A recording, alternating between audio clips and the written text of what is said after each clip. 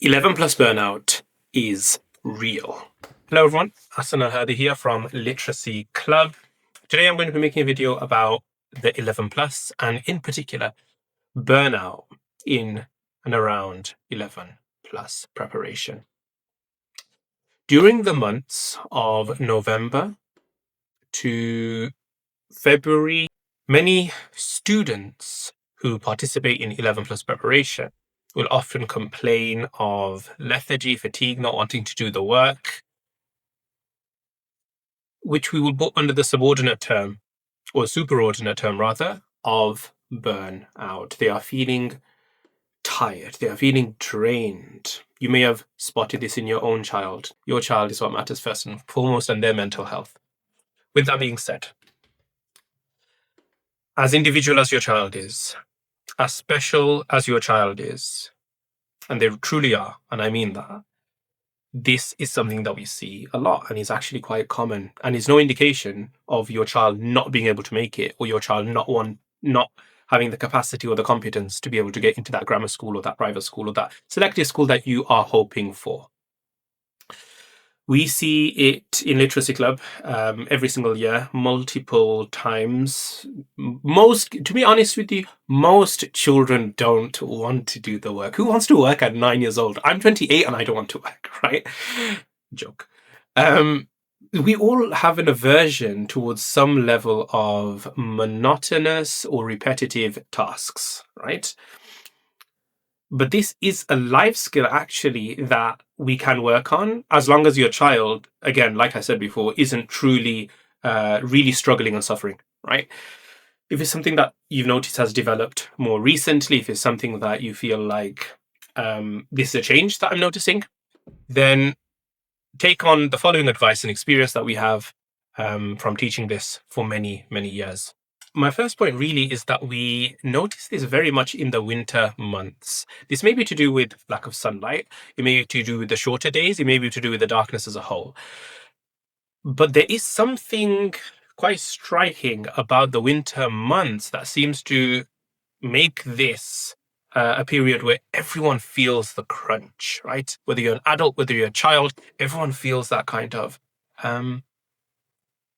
constriction and perhaps more difficulties. You may go through some illness. I've just been through 3 weeks of you can still hear in my voice a little bit, quite a tricky time, etc., etc. It's January now. Illnesses can hit you in this time, right? Lethargy can hit you. Lack of energy can hit you. All of these things add to the equation of why someone might feel burnout. And it doesn't necessarily mean that they won't do well later. So the first thing I'd really zoom into is this idea that this is actually quite common. And there's a beautiful book called When by Daniel H. Pink, which I would highly recommend to everybody watching the video. In the book, he talks about how anytime you have a project to do, take this message even as an adult, right? Anytime you have a project to do, the first 50% of the project time, you won't really be in maximal gear. Maybe even all the way to the 80% mark, you won't really be locked in or even preparing as much as you should. But in that last portion of knowing that I have this time left, this very little time left, you suddenly kick into gear, you suddenly change your demeanor and your attitude, and you just get it done. Sometimes to a really good quality as well, right? And it's always definitely past the halfway point. For many people, it's actually even later than that.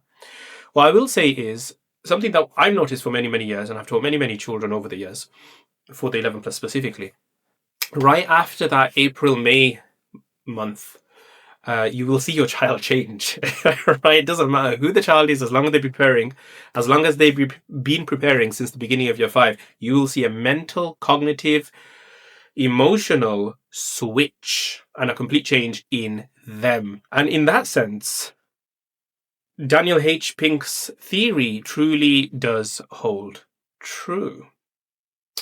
After that shift, after the midway point, you'll see them completely change and you'll see them kind of really kick into gear and you'll see their work ethic change and you'll see their ability to thrive start to manifest as well. So it's sometimes a little while away, particularly if it's now January or February and you're really feeling that difficulty, but it is something that I can almost promise you 99% of the children that we teach, we see every single time. And it's the same with adults as well. After you pass the halfway point of any kind of preparation time, you realize the finish line is in front of me. You can see the end of the race. All of this has led up to something, and I can now have it tangible. I can now have it in front of me, something I can touch and grab. Okay, with that kind of preamble or context borne in mind, let's talk about direct actions that can be taken to combat and help with ease, allay this kind of burnout feeling that is very common in the winter months. Firstly, exercise. The power of exercise is a blessing, right? The endorphin release, the ability to just, your mood changes. As an adult, you've seen the power of good exercise and what it can do to your day. Now imagine children that are not having as much exercise on the weekends, for instance, even at school sometimes, for instance, as they could. Incorporating and injecting a good amount of exercise and draining your child can make the world of difference. It's like having a toddler, right? When you have a toddler, you know that the only thing you really need to do is just make sure they get tired by bedtime and you're going to have a good sleep, right? Exercise is essential for all of us. And we're all big toddlers at the end of the day, right? We need that. Our body needs that. Our body has a right upon us. Injecting that and making sure your child has that is one of the best things that you can do. And it will make such a difference to their mood. It will make such a difference to their own feelings of independence and competence. It is incredible. Secondly, sunlight and vitamin D. This one is a very interesting one because sunlight is very rare in lovely, lovely British weather. Going on a trip sometimes to a sunny country can make a big difference, but also vitamin D supplementation can really, truly make a big difference. I've seen it in my own life as well, and I've seen it in many of the children as well. Something Rebecca highly recommends, and it really does work. Make sure your child is getting enough vitamin D. It will make the difference. Okay, a big one now is the idea of working times. And I'm going to split this into two, and then we're going to finish the video. I want you to really focus on this last section, okay? Firstly, when should you work? Part one. Secondly, how long should you work for? When you should work can vary from person to person, and of course your time schedules and things like this. But if there's one thing that will make a massive difference, if there's one humongous lever in this, it will be trying to work first thing in the morning. You are most fresh first thing in the morning. Cognitively, you are most prepared and you are most able first thing in the morning. The list goes on. The books have been written. The studies have been done. The morning is the most optimal time to do work, except for certain individuals. Thomas Edison, for instance, was a known night owl. Some people do get a bit more of an energy increase in the night, but this typically occurs after the teenage years when your hormones change and your body starts to change as well, and then you create certain habits in your life.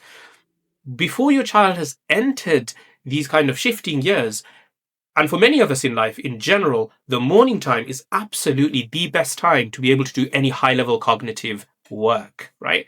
There is a blessing and a special beauty in the first hours of your day. Utilize them. Go into deep work. Make sure your child understands the value of the first thing that you do in the morning. It's showing the importance of what you are telling yourself is significant in my life, right? All of these things play a factor. Work first thing in the morning and you will see a world of difference rather than trying to cram into little pockets throughout the day. First thing in the morning, especially Saturday, Sunday, it will make the world of difference. Even if you can't on Monday to Friday because of school, I understand. Saturday and Sunday, reserve, bookmark, make sure, really kind of hold that time as special, as glorious, because it truly is. Okay, the second thing that I think will help you massively is something called the Pomodoro method.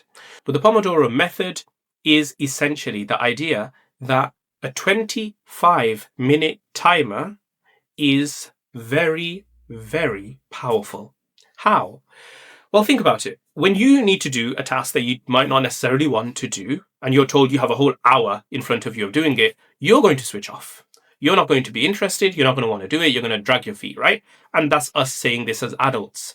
On the other hand, if you're told that, oh, you only have to do this for 2 minutes, okay, I'll just jump in, I'll just get it done, and then, the chore, the errand has been executed.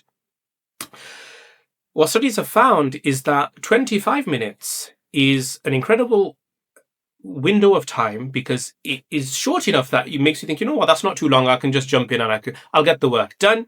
And it's just long enough that you can also fall into that quite deep state of working, as opposed to just about getting into something and then you stop, right? Sometimes you need that depth, as Cal Newport talks about in his seminal book, Deep Work. You want to go deep sometimes into something, and that 25-minute timer allows you to go deep, but also allows your mind to be cognizant of the fact that this isn't so long that it's impossible.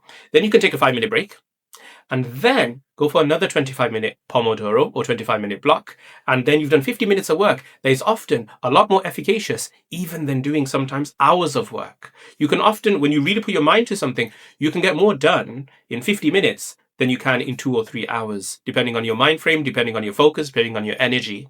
And this, you'll find, hopefully will make a really huge difference to your child's work ethic, because there's a limited amount of time on it, but also their general conceptualization of what they are able to do. I hope you found this video useful. Please take on board some of the tips and tricks. Let me know in the comments how it has gone for you and for your child. And again, if there's anything you need, you can always let us know. Drop us a message at www.literacyclub.co.uk.